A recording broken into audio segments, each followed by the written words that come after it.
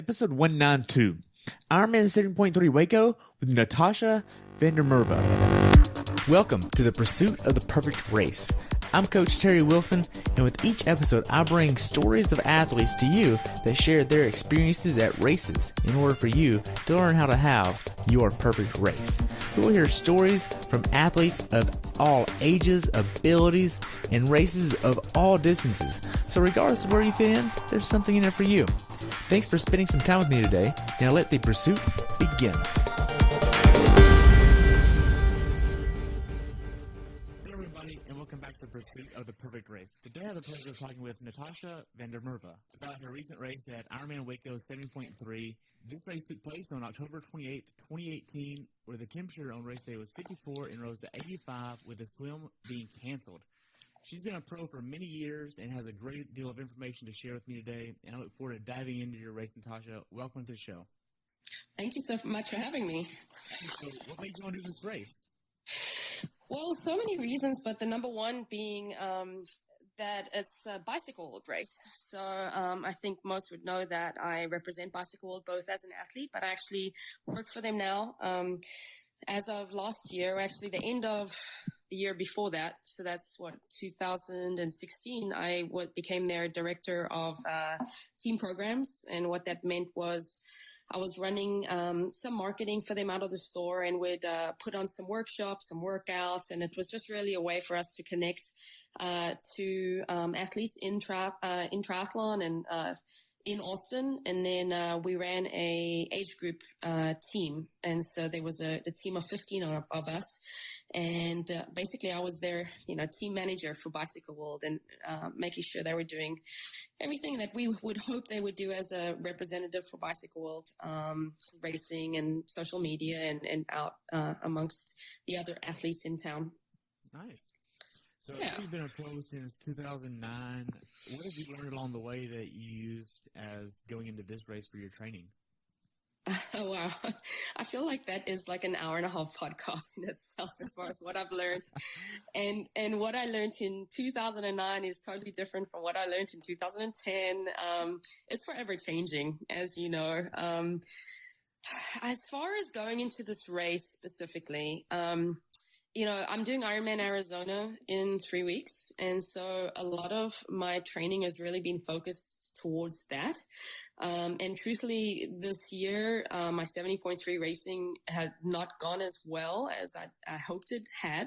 I'm sure we'll get into that a little more later. But for me, this was really just a go for it kind of race. This whole year I've been very methodical with my race plans as far as how many calories I'm taking in and what my heart rate is, what my power is, and I've really kind of stuck to those parameters. And for this race, I decided to kind of throw that out of the window, especially with no swim, and I just kind of went for it. And it was actually the first time in a half Ironman race where I felt like I was racing. It definitely helped that I was the first person to go. In the pros with, there not being a swim start, we did a time trial bike start, and they drew out in the pro meeting the day before who was going to go first. And funnily enough, they drew my name to go first, which was super funny because Will Phipps, who was he's the director of Greater Sports Commission in Waco, he was drawing it out, and when he drew my name, he was like so shocked because obviously I work with them through Bicycle World, but it was fun to be out in the front and represent them. And again, what that meant for me, I was in the race the whole time since I was leading, and if anyone passed me, like I could see them right there versus chasing, like I usually do out of a swim. So again, it made this race gave me the true sense of what it felt like to really race and be in the mix. And I hadn't felt that all year. And it was here and there that I've felt that during my career. I love that sense of racing. And what it taught me is I was able to push myself more than I have the whole year, because I ran a heart rate of almost 10 beats higher than I typically run in any prior half Ironman. Wow. So for your training going into this race, what does this look like as far as the most hours you train in a week and your longest swim, bike, and run workouts? Yeah, so I've found that, so I coach myself, and I just started coaching myself again July, and I found that I work very well with a lot of volume. And the last couple of weeks, again, because I'm training for Ironman Arizona, I was pushing my volume up towards 26 to 28 hours a week. I had a block of training because I did Ironman Wisconsin. That was September 9th. I had a recovery week. We did a camp for Bicycle World for Waco 70.3. And after that week, I felt like I had to recover more from that camp than actually Ironman Wisconsin. So with that being said, I was like 2 weeks of like super easy workouts. And what that did, it gave me pretty much just a 4-week block of good training. And I was able to build each week, like, if the first week was 24 hours and had specific workouts, the next week, the workouts were a little more intense or had a little more volume. And, I rose to 26 hours, 27 hours, 28 hours before I then tapered off that final week. Within that, I think my longest swim was almost 6K. I have Jerry Rodriguez as my swim coach. I swim with his Tower 26 online training program. And so I just do whatever gets sent through to me. And on Tuesday and Thursday are the really long swim workouts, and they're always somewhere between 5 to 6K. And then my bike workouts, I'm very unique in that I do every single training session on the trainer. And so my bike is in hours, and I was doing 5.5 hour rides on the trainer, pretty much every single Friday for those 4 weeks. And then my longest run, I did with a training group here in town, Gilbert Gazelles. And I did that on a Saturday morning. And we ran 18 miles where we descended our pace. So yeah, that should answer it. Wow. So going into this race, what workouts did you want to have under your belt before the race to give you the most confidence to go into this race, knowing that you were prepared? Yeah, obviously the durability and the volume was there with Ironman Arizona, and I just wanted to make sure the speed was there. And so what I did before I tapered that final week is the week before I did a lot of, I'd say race specific. I don't know why I'm having such a hard time saying that. Race specific sessions. There we go.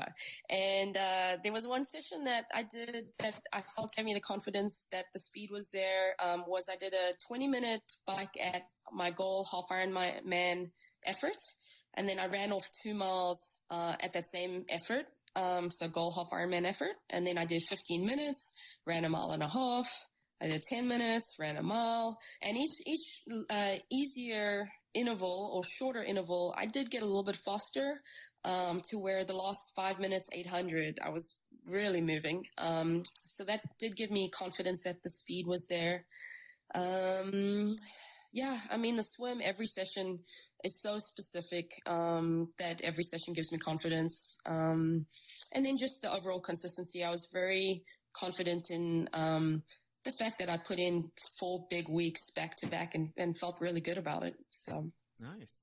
So as your volume increases up to 26 to 28 hours, and your intensity is also increasing within that 26 to 28 hours, how are you mitigating the risk of injury? There's so many answers to that, to be honest.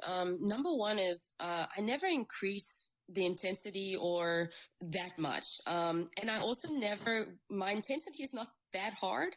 I think, did you hear the quote of Kipchoge where he said, who broke the marathon world record, and he said his training is always done at 80%. That way he gives himself 100% he's able to really give that 100% on race day. I don't know if you heard that. And I feel like that embodies my training or my style of training. While it's hard, it's not killer. Like I really pick the days that I really have to mentally and emotionally go there. And so with that being said, I feel like tempering the intensity to it's hard, but not that hard. Keeps me injury free, number one. Number two, I increase it just slightly each week so that I know that I'm able to sustain what I'm giving my body. And so I'll give you an example.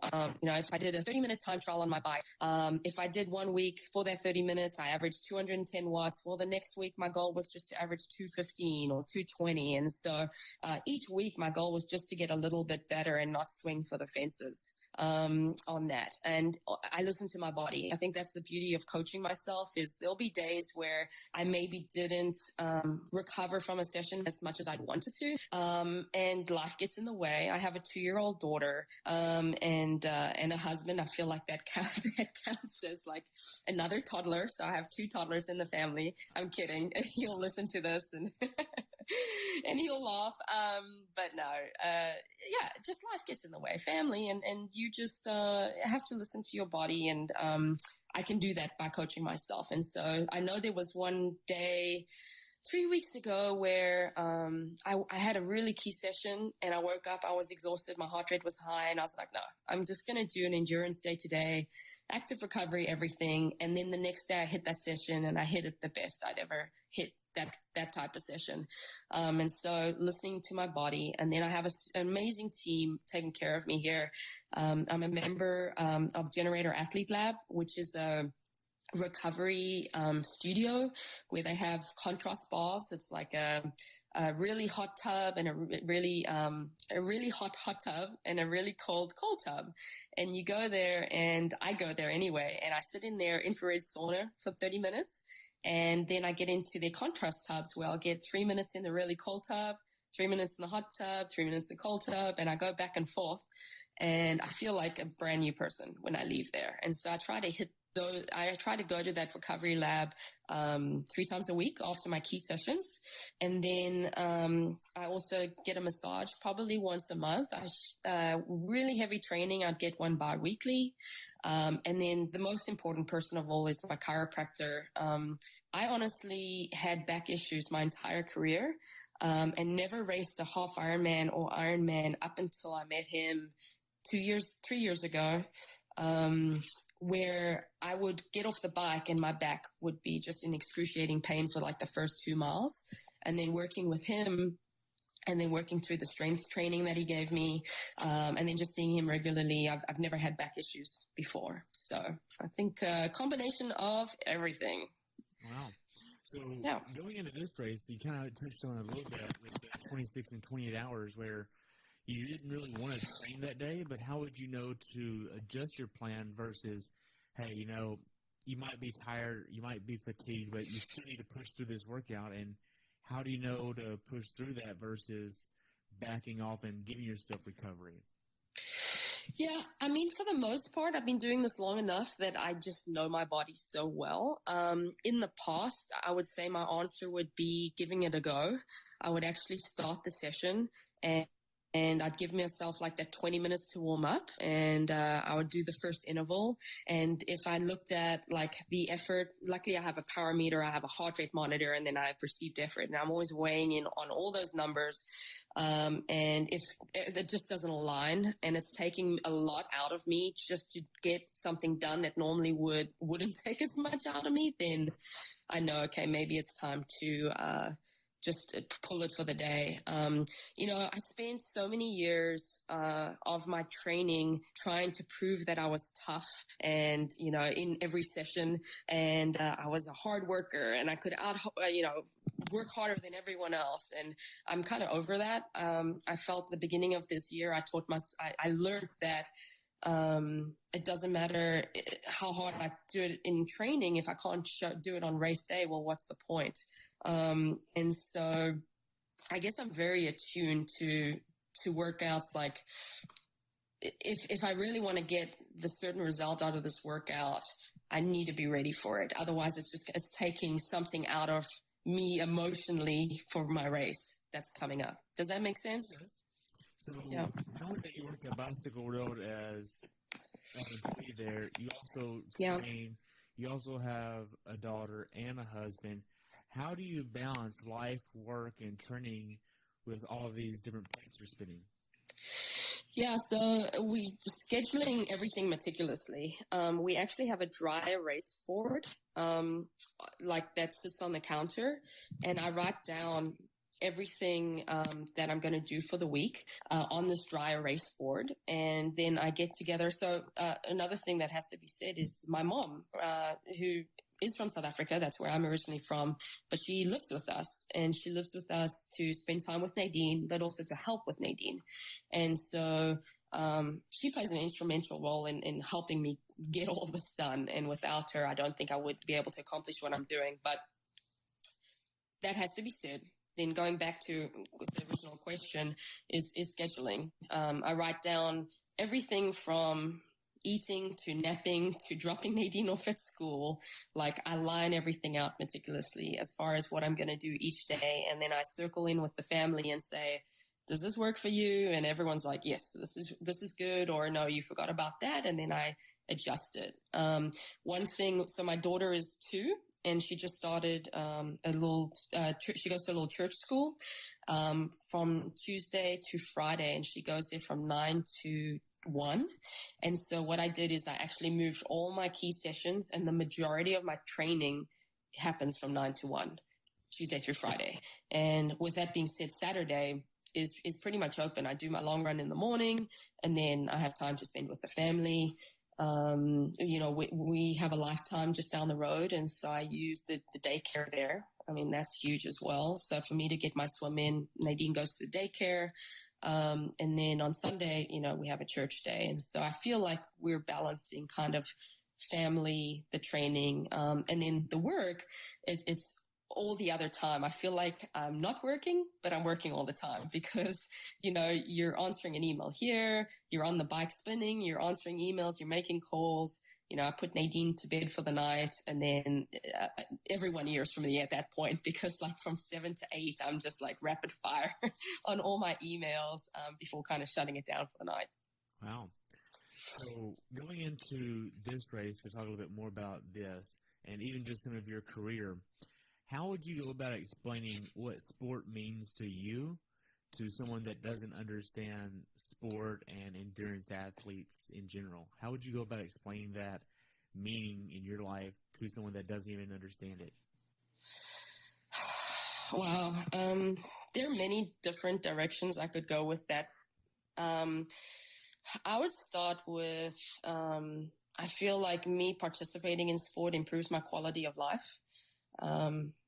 It makes me eat better and take care of myself, and it gives me energy to take care of my daughter. And I feel like I set a fantastic example for her to live an athletic and healthy lifestyle. So there's that. The number 2 is I feel like it's something that's very innate. I mean, I grew up in a very sporting family. My mom, was extremely athletic, and she played tennis. And many other things as well. My dad was a national field hockey player and national cricket player. My one sister's a tennis coach. My other sisters ran comrades a couple times, which I know you're wanting to do. So I feel like it's just part of our life. And within that, it's, again, what makes us feel alive. I can't tell you how many times I'm doing a workout where it just gives me so much energy, and I feel like, man, just striving to be a better athlete and do better in this session, and just gives me such a sense of purpose and enjoyment in a weird way. When you're suffering, I think you know it yourself, but you're suffering along, and you feel so good about yourself that you've overcome that challenge for the day. So yeah. And then I think it's something I'm super passionate about. Like, I love the community. I love the sport. I love that it's consistently challenging you. Like, you will never figure out the sport because there's so many elements to it. There's so many ways to train. That's what I love about it. As a coach as well, is there's many different ways to coach an athlete. And that's why I think I'm drawn to coaching myself as well. Is I love that experimentation of like, how can I do this and do it better? So yeah, I think I answered your question. Yes, you did. So to transition a little bit going into this race, when did you actually want to start booking your lodging and travel and all that fun stuff to the race? So I knew the race was happening with my tie with Bicycle World before it was announced. And I booked my hotel right away because I wanted to stay right at the race site. So I actually booked like 6 hotel rooms. And what's crazy is half my the Bicycle World racing team, the athletes I told you I managed for Bicycle World, they didn't book their accommodation until like 2 weeks before. And I got to be the hero and say, well, I got 5 extra rooms. So would you like this room? But anyway, yeah, so I got rooms right before the rates went up, and anyone else that caught on to that, the hotels would book up. And then as far as planning, we're in Austin, so it's like a 90-minute drive away. And so that's an easy commute, and we did that on Friday. Wow. So after you got to the race site, you had your hotel, or did you get an Airbnb, or was this hotel? No, just the hotel. We stayed at the Hotel Indigo, which is right there. And that's a hotel I've always stayed at for Tri Waco, which I always do every July as well. And it's worked out great. And yeah, you can just walk down to Bicycle World. You can walk down to the race site. So yeah, I love it. And then we actually came up Friday in the morning because they wanted to interview me for the news. And eventually it was supposed to be this big news piece. And of course, like I get super nervous and I'm like, I wonder what they're going to ask. And, you can never say, or give like Bicycle World or the town of Waco enough justice for like this huge event that's come to them. And so I was super nervous to make sure I represented them well.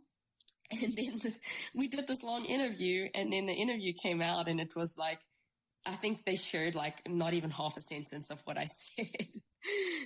So, you get it, right? And anyway, so I did that at noon, and then I went by Bicycle World to just see everybody. I met up with a couple of the Bicycle World racing team.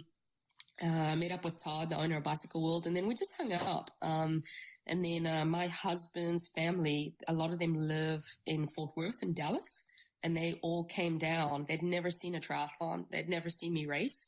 And there was like 10 of them that all came to watch me race, which was super cool. So we saw them that weekend as well. Wow. So going into this race, the weeks leading up to it, you had obviously been monitoring the weather and the water of the river. What was your take on all this? I just sat back and tried not to think about it, truthfully. Again, having the in with Bicycle World and so many people in Waco, there was so much back and forth, like it's definitely canceled. And then the next day, no, it's not. We're figuring it out. Like, we want people to have a swim. And so after a couple back and forths on that, I was like, okay, whatever. But I will be truthful and say that I was really hoping it would be canceled because I picked up an ear infection like the week before, just a swimmer's ear. And so I didn't swim like the whole 2 weeks going into Waco 70.3. And so when they announced that, we're going to do a point to point, I was like, no, I haven't swum. But then I heard, no, it's going to be canceled because it's just too dangerous. And I was actually pretty relieved. Wow. So going into this race, you're already there in the city. You've been in the sport for nearly 10 years as just a pro. What was this expo like in comparison to some of the other races you've done? The first thing I thought about was just how accessible it was. There's so much parking downtown Waco. And, again, we just walked over from the hotel. And so the fact that we've got 5-minute walk to the expo, it was all there on the grass in front of the suspension bridge.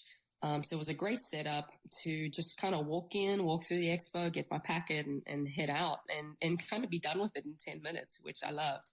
Like, I've been to races before where it's super hard to find parking, and maybe you have to get on a shuttle to get to the expo, and then it's just this long line through a building.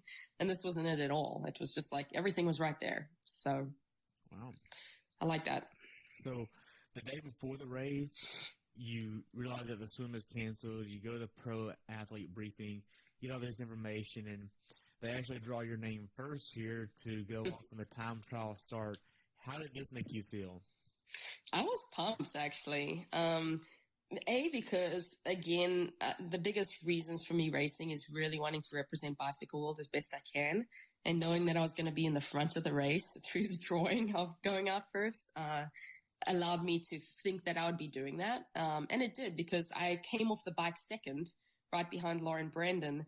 And with that, I had a bike lead almost the whole run. Like I only lost the second bike lead and third bike lead. We'll get there, I'm sure. But Cecilia Davis Hayes was right behind me. And so she passed me probably at mile 1. And then I had bike number 3 with me. But then I passed Lauren again. And so then I had bike number 2. But then Haley came by. But with that, I felt like I was in the mix the whole day versus had I been drawn 10th and chasing everybody, Right.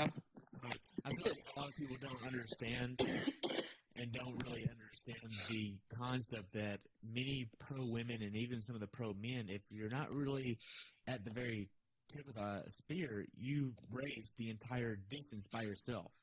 Yeah. And you're out there on race day, you're ahead of all the age groupers, but you're far enough behind the pros that you don't see anybody all day. Yeah, no, it makes a huge difference because typically on the swim, I'm fast enough to kind of be in that trailing pack. That's usually about 3-4 minutes from that front group. But I see them, especially on out and back courses, and you just see one after the other, and they're kind of, riding their legally spaced. But it makes a huge difference because it kind of keeps you honest. You're pacing off them versus us, we're trying to bridge up on them. And again, as you said, there's no one else out there. So this was a big difference. This was super enjoyable kind of being right there all day. Wow. So after you get done with the expo and all that stuff on Saturday, are you wanting to hit a certain nutrition plan for the day, like a certain breakfast, lunch, and dinner? What do you want to do for a nutrition plan? Yeah, so what I typically do is Saturday morning I'll wake up and do my race prep work. And so for this race, it was just some mobility work in the gym first thing. And then I hit the treadmill and I did a jog and I did a couple strides. And then we went out on the course and I rode some of the more technical sections of the course just so I knew how hard I could take some of the turns. And that was maybe a 25-30 minute ride with a couple pickups at race pace. And then immediately after that, we headed to the Egg and I, and I had a avocado with egg on toast, and I also had an oatmeal banana pancake. And so it's probably very carb centric or carb heavy in the morning. And then throughout the day, I'll snack on mostly carbs, like some oatmeal or a bar or piece of fruit. And then I always have a sirloin steak and sweet potato for dinner the night before. And usually some brown rice as well if I'm doing an Ironman. Yeah, and so I'll do that and I'll eat early dinner. So I'll always do that at 5 p.m.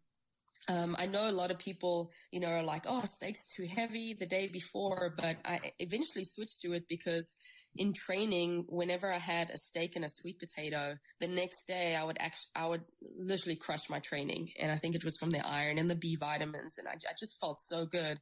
So I said, well, let's do that in racing. And so ever since I switched and had a fantastic race, that's kind of my routine, kind of the final days leading to the race is I always do steak and sweet potato for dinner for literally the last 3 days going into a race.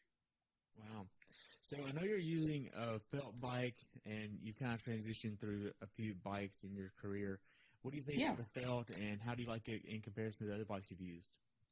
Yeah, so I have the Felt IA1, and number one is the most important thing on the bike is that you fit to it, or you feel it fits you. And so I loved how adjustable the front end was so that we could really play around with it to find my optimal comfort on the bike. And then the other thing I really liked about it is how I'd say stiff and responsive it is. I felt that more on this felt bike than any of the other prior bikes that I've used. How can it be stiff and responsive at the same time? Isn't that the same thing? Those usually go opposite ends of the spectrum, and you're using them in the same sentence together. What is this like? I don't know. I feel like those words go together. The best way I could describe it is you press the pedals and you go, and you feel that bike respond to you, and I feel like that responsiveness only comes from maybe that the stiffness of the frame, like as soon as you put any force on it, it's so stiff, it just reacts immediately to it. You know what I'm saying? Right. Wow. So no, I'm super happy with it. Okay. So the day before the race, being that you understand that the swim is going to be canceled and you're trying to get everything wrapped around the day coming up, race day, how are you going to approach this race from a strategic point of view of making sure that you don't leave anything on the course and do as best you can in relationship to the time trial start and the run versus an actual triathlon? Hey, everybody, I just want to say thank you for listening to the podcast, and I just want to let you know that I've enjoyed having so many people on this show, and I couldn't really do it without your support. Thank you so much for tuning in, listening, and being a part of what I'm doing. If you would, take a few moments to leave me a review over on iTunes. It would help me out tremendously, and enjoy the show. How are you going to approach this race from a strategic point of view of making sure that you don't leave anything on the course and do as best you can in relationship to the time trial start and the run versus an actual triathlon?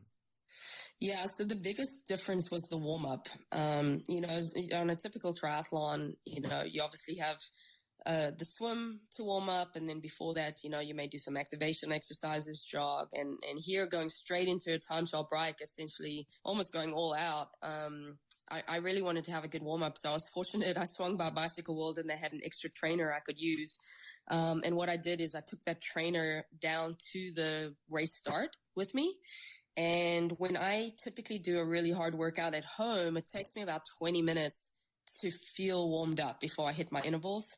And so that's what I did. And I didn't want to do it too early nor too late. And so I felt the best time to do it.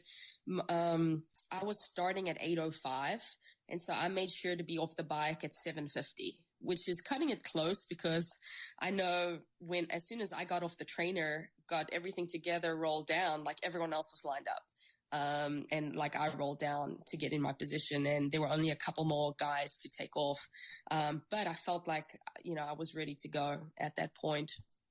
I just wanted to feel like my body was warmed up so that I could go hard from the start. I definitely had the goal. I felt confident in my bike preparation, especially the last couple weeks, that I could hopefully hold off most of the girls. And do that as long as possible. And so I had a range of power that I wanted to be around. And heart rate, I always use both metrics to kind of gauge my effort. And then there was points where my power and heart rate was higher than I typically run, as I told you before. But I kept asking myself, I'm like, you feel fine. Like you're breathing comfortably. Your legs aren't hurting. Like you feel good, so just keep running with that. And that's what I did. And so again, I learned that I could run a much higher power and heart rate on the bike. And my run, well, I didn't know it at the time, but my run would be fine. Okay. To back up a little bit here, the night before the race, what time are you trying to go to bed, and what time did you wake up? Yeah. So I get up, I go to bed at around 8. I start shutting things down. And because we were only starting at, my start was at 8 a.m. the next morning, I think I only set my alarm for 6 the next day. I typically wake up and I always have a couple options for breakfast, and depending on how my stomach is and what I'm feeling, I'll then decide what I'm going to eat. But I always have a sweet potato. I always have Generation UCAN as a shake, which is super easy on the stomach, so I know I can get that down. And then I always have applesauce, which I mix with Generation UCAN vanilla protein powder, which is also super easy on the stomach, and you can get a lot of carbs in. So for that morning, I think I got a little bit of everything in, and then I continued to sip on electrolytes throughout the morning. And then I think right before the start, I had another Generation UCAN shake about 30 minutes before the gun went off. Wow. So to kind of get up on to the start line now, what was this like, knowing that you were going to be leading the women going into this race? The best word I can describe is it was exciting.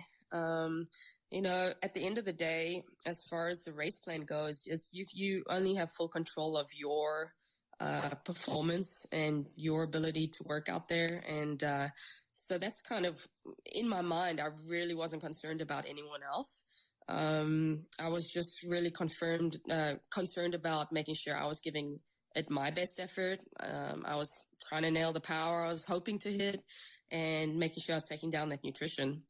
And that's all I focused on. I mean, there were a couple opportunities where there was like a 90-degree turn and I could have looked back to see like, hey, is someone coming?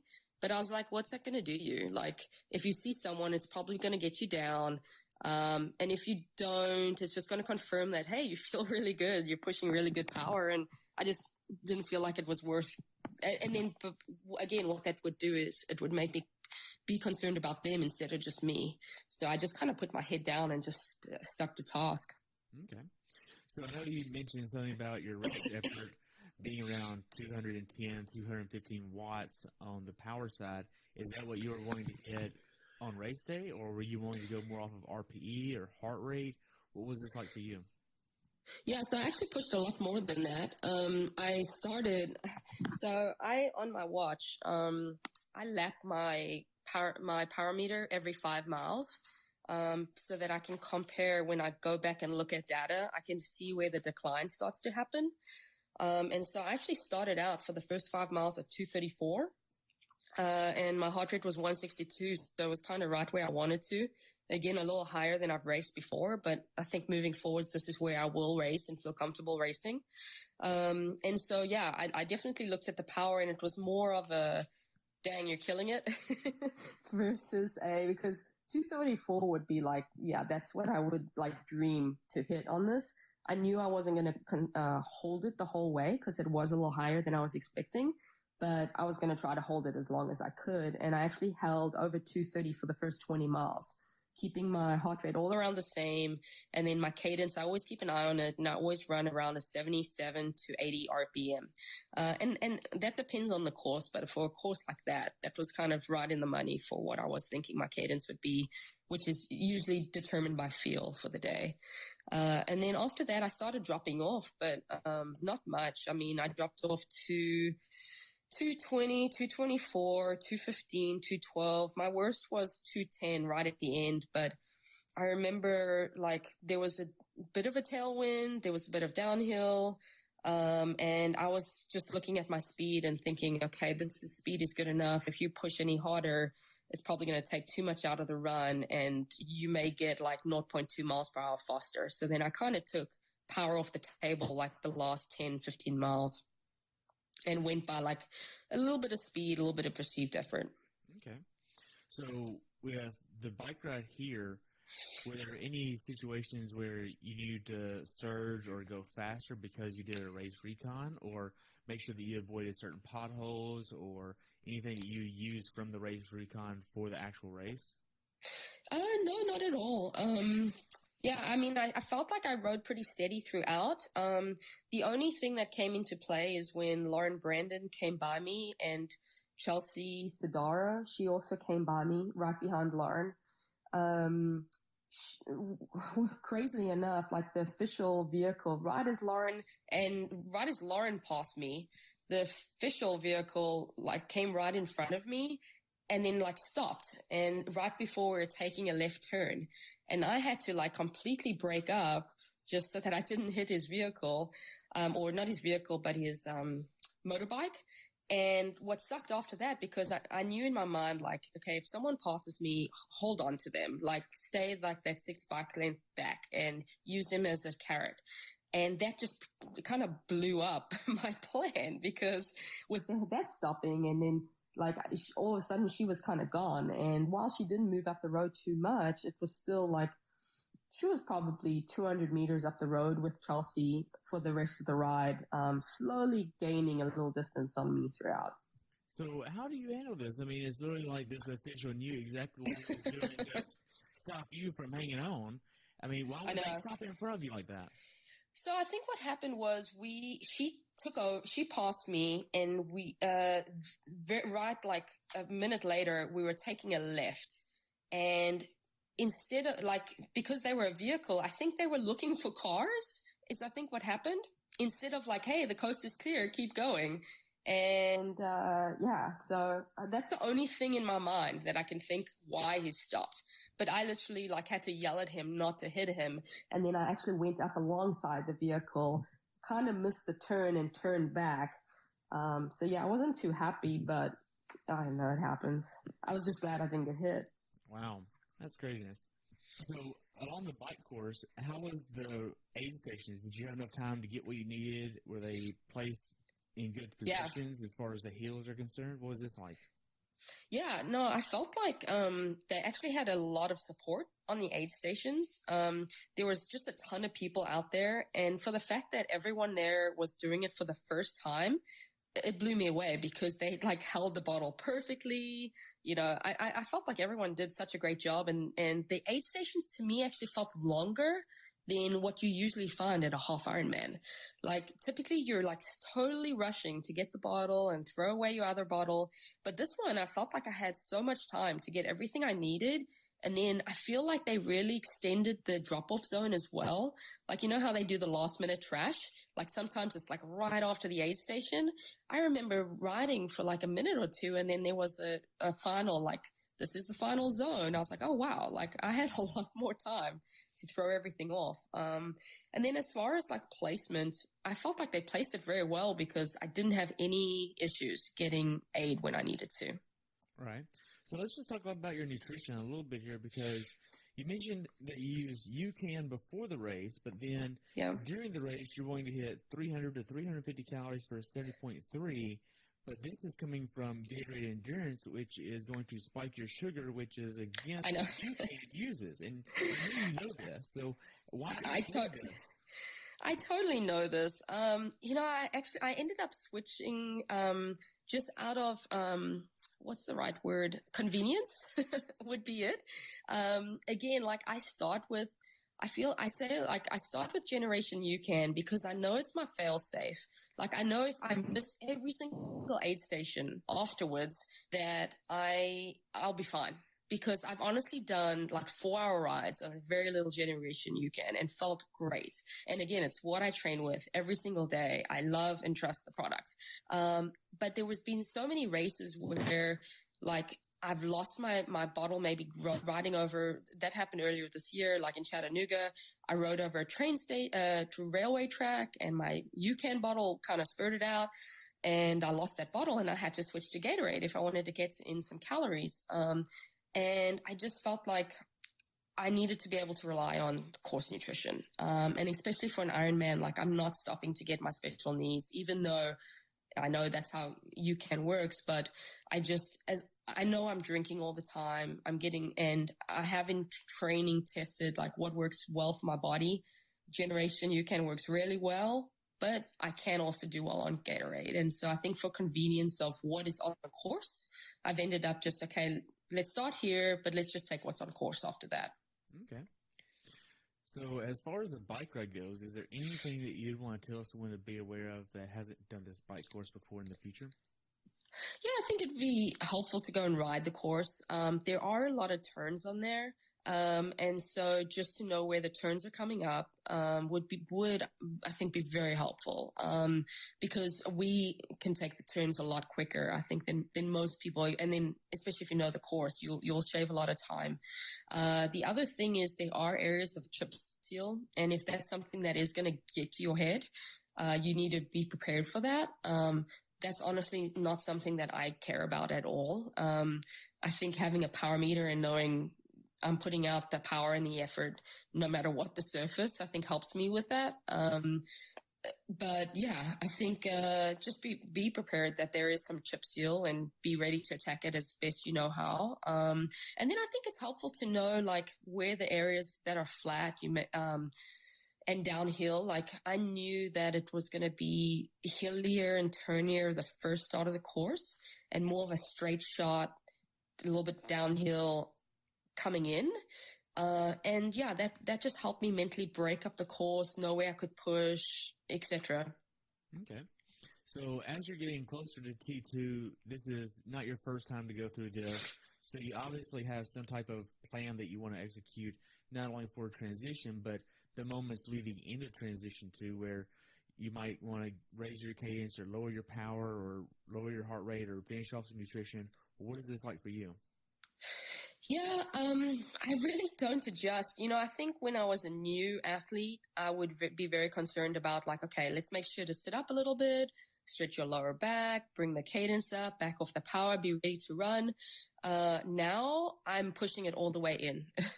Like the only thing that I stop and what slows me down is that I'm taking my shoes out of my shoes. I'm taking my feet out of my shoes so that I can run through transition barefoot. And then I do honestly like the last like 0.25 miles. Like I'm pushing right up until then, because I want to maximize every single minute that I can have time on the bike, and work hard at it. And then kind of going into the run, you're trying to get through it as quickly as you can. What the T2 or the transition at Waco, it's on grass.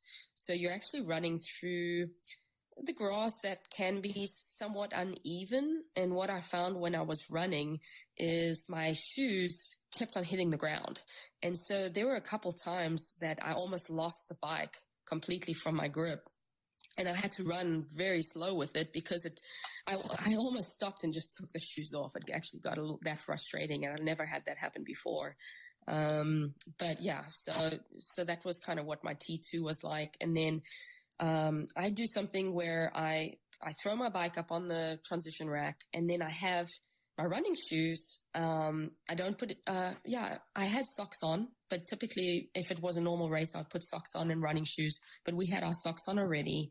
I have my hat, and I have my transition belt, and I have a gel, and I have it all in the hat. And so what I do is I literally just put my shoes on, I pick up the hat, and as I'm running out of T2, that's when I put on my transition belt. That's when I kind of put my gel in my sports bra in my pocket.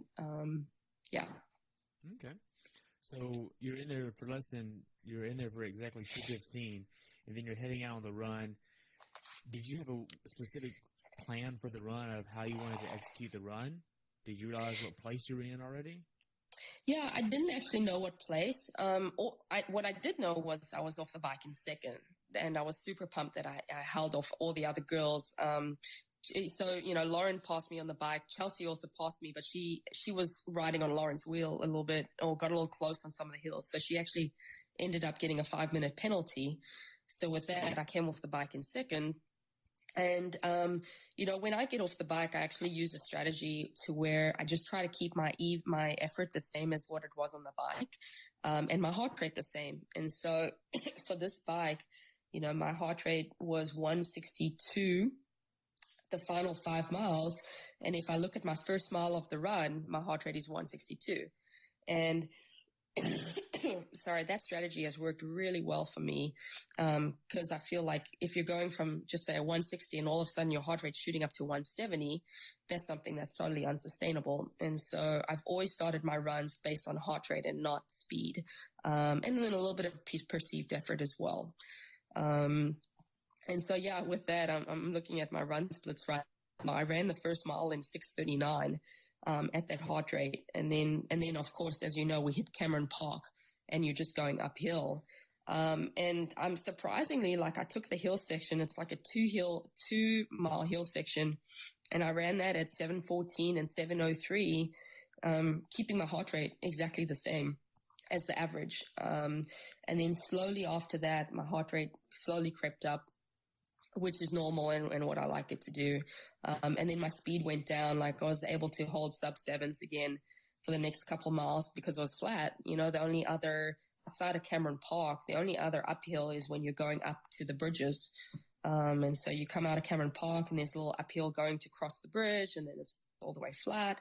And then you got to cross the bridge again. But that's not too much of a climb.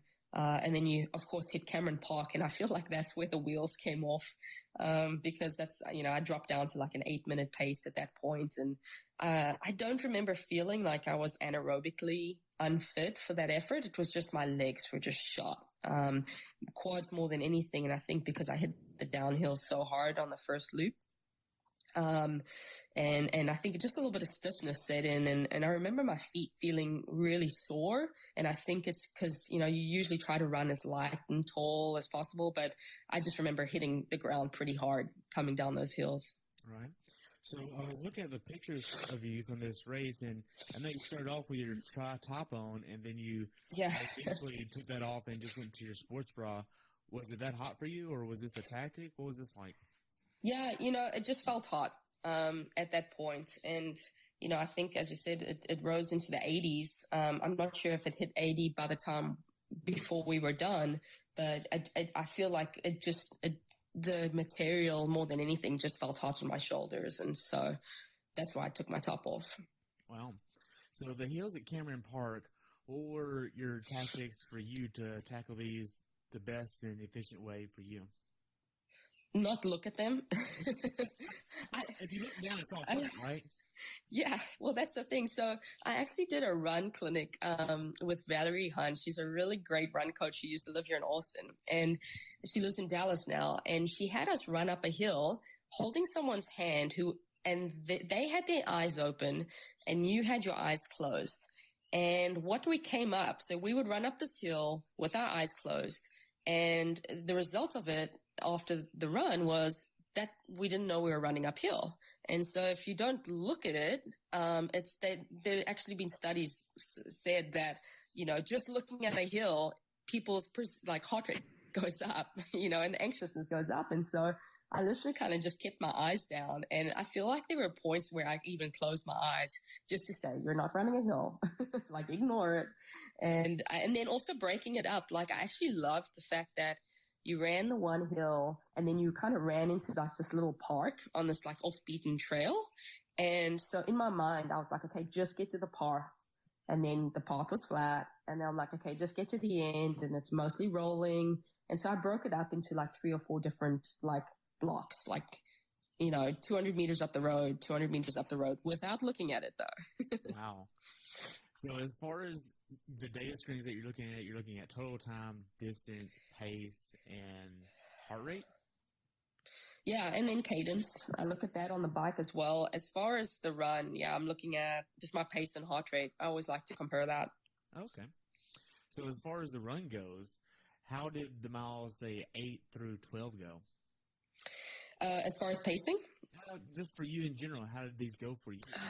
Yeah, I'm trying to think. I mean, it got a little demoralizing because that's exactly where girls started passing me, but not so much that Alicia Kay, Haley Chura, they came by me, but not as quickly as they had in the past. And so I actually took that in the beginning when they passed you, you're like, darn it. And then afterwards, I'm like, she's not actually moving that much quicker than I am. And so I kind of use that somewhat to encourage me through. And then I just felt like I was continuously asking myself, are you giving your best effort?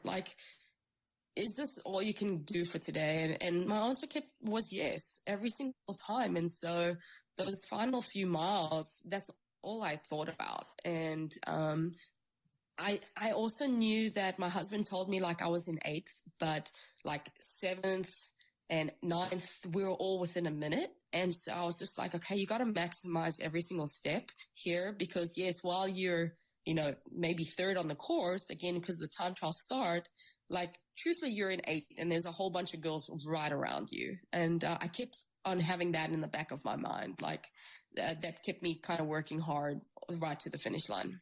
Wow.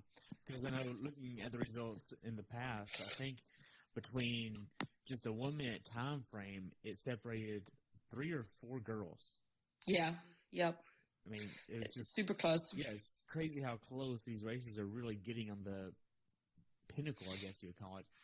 So for you, as you're approaching miles 11, 12, and getting closer to the end at 13, how was your mindset knowing that you got past, and how did you know to come back from that? Again, I think just as I mentioned, I think going back, I think what did give me confidence is when I passed Lauren Brandon, knowing I was in front of her and knowing she started 2 minutes behind me on the bike. And I felt like, okay, I'd passed her and I was now 2 minutes ahead of her. So truthfully, knowing like I was beating Lauren Brandon, I was like, yay. Like I was internally giving myself a high five for that, because that's someone that I would never have the chance to do, especially with the swim. It's over, right? She's way out in front. So I think that actually kept me positive. And then again, like knowing I was in the mix, like I knew I was right there with a bunch of girls, and it was honestly probably my best 70.3 for the year. Cause this year I've been plagued with, flat tires and lost nutrition and just not racing to my best capability. I honestly raced the whole year flat. So with that, it just kept me positive. Wow. So as far as coming around to the finish line, it's on this nice bridge here in Waco that's well known. What was the finish line experience like for you here? So first of all, it was don't trip. Really? What do you mean don't trip? So I love the suspension bridge, but if you go and look on Facebook, there are a bunch of people that are flat on their stomachs because the bridge is just like uneven with the boards that are across. And having raced Tri Waco before and having almost like clipped my foot on the boards, that was my number one thing. It was like, pick up your feet, don't trip. And then outside of that, I thought it was an awesome finish because the bridge was lined with people on both sides. And then as I'd mentioned before, my husband's family were there and they were on the bridge. My husband was there. And so just seeing them all excited. And then again, the pride, the bicycle world pride, like I can't tell you how tickled we were about supporting that race, the race being in Waco, and seeing the bicycle world on the mat, on the arch. I mean, I couldn't have been more excited. Wow. So after you finished and crossed the finish line, what did you do next? I leant over and tried to catch my breath. And then I went to the massage tent because I have IRONMAN Arizona in 3 weeks. And then I think there was like a chocolate milk or something. I prepared a Generation You-Can shake again to drink right after, and I left it in the hotel room. So, but my intention was to try to get in some good calories right after the race was done. And instead I just took what was in the tent.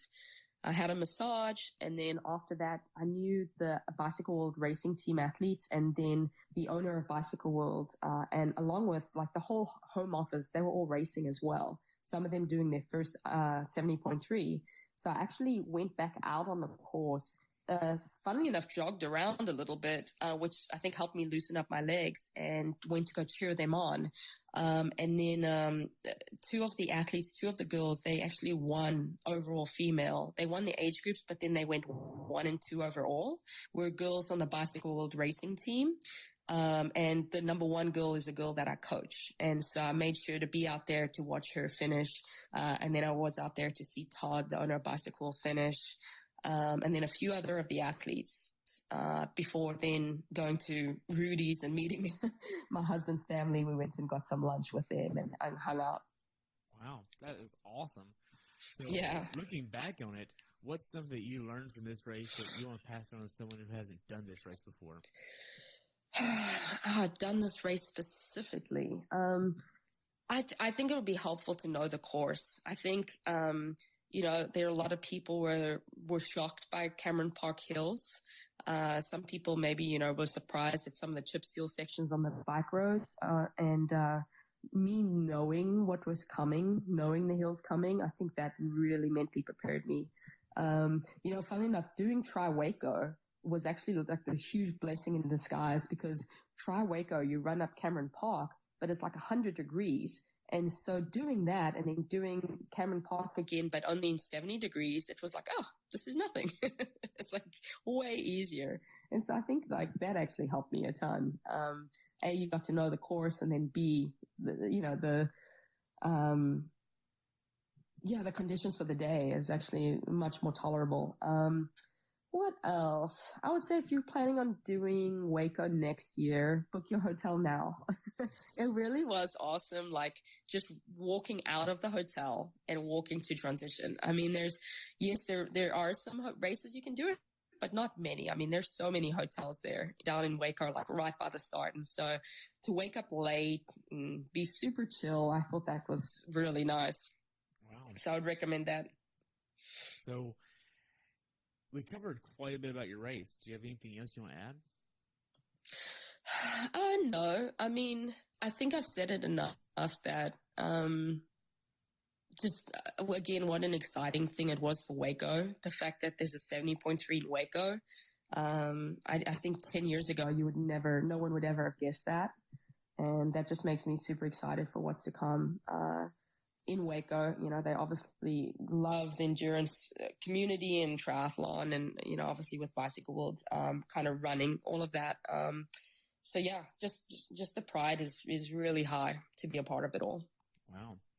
So to transition a little bit and conclude everything up here, what's next for you? I know you're doing Arizona, but what's after that? Yeah, you know, I'm just focused on Arizona right now. This week, I'm going to put in a really good week of preparation. And then, you know, next week's taper week. And yeah, I have some goals that I would like to see happen in Arizona. You know, number one is you just want to race to your best of your ability. But I think in doing so, I would like to see some pacing goals and some power goals. You know, placement is totally out of my hands because you have zero control of what else is going to happen out there and your competitors. So yeah, I just want to focus on having a good race. And then after that, it's going to be a little bit of downtime, just focusing on time with the family, and then just plot out what's to come. Wow. So you've been in the sport for more than 10 years, obviously. What races are still on your bucket list? I always wanted to challenge Roth Ironman. So I would like to do that before I retire. I love racing in Canada. And so I've done Mont Tremblant. You know, I did Penticton, but when it became Challenge Penticton, I know Whistler next year is a women's race, so I'm probably going to do that. What else? I'm sure there's something that I'm not thinking of right now that I would love to do, but that's on top of my list, those two races. Wow. So how can athletes follow you? So the best way to follow me is on Instagram. I probably post there the most, and I'm Natasha VDM81. I was actually doing a run of posting leading into Waco where every day I posted exactly what I did for the day. And honestly, it got exhausting. Like, I hated having to think about it, especially when you're training 5 hours a day and there's so many intricacies to the workout. And it took me so long to create one little post. And it's full respect to those people that do it a lot. But just doing that one post and then like figuring out what kind of picture I'm going to take, it took my mind off training. And I was like, no, I'll do this for 3 weeks and I'm done. But every now and then, again, I'm going to try to do that because I know folks like to kind of see what we're doing. And then, I post for my sponsors and I post kind of what's going on in my life there. And then Facebook occasionally, but I don't have Facebook on my phone. I really just have it on my computer for work posts more than anything. So the Bicycle World Austin page, I do their marketing. So all their posting there, and that's mostly, you know, what's going on in the shop. We do a bunch of workshops, and then the Bicycle World racing team, how they're doing, what bikes we have in, stuff like that. Nice. So, Natasha, I only have one more question for you, and that's, what's your definition of a perfect race? A perfect race, I think we all strive for it being when everything comes together. And so when you've trained to a certain ability and you know, you feel like you can swim this time or pace or effort and bike this power and pace and same thing on the run, and you nail your nutrition and you nail the mental game. I'd say the mental game being the most important because there's been races where maybe I haven't nailed those other things, but I've been so positive and mentally focused throughout that I would consider that a perfect race or close to it. So yeah, when all of that comes together, I would say that would be a perfect race. Wow. Well, Natasha, thank you so much for spending some time today. I've enjoyed having you on and learning more about you. Thank you. And learning more about your strategies. It's been great, and I look forward to following you at Arizona. Thank you so much. I appreciate your time and keep up the good work. I enjoy following your podcast. Awesome. Well, I would like to invite you to come back after Arizona if you'd be up for it. Yeah, we'll talk about it and hopefully hash through some good things. Awesome. Well, have a good day, and we'll talk soon, okay?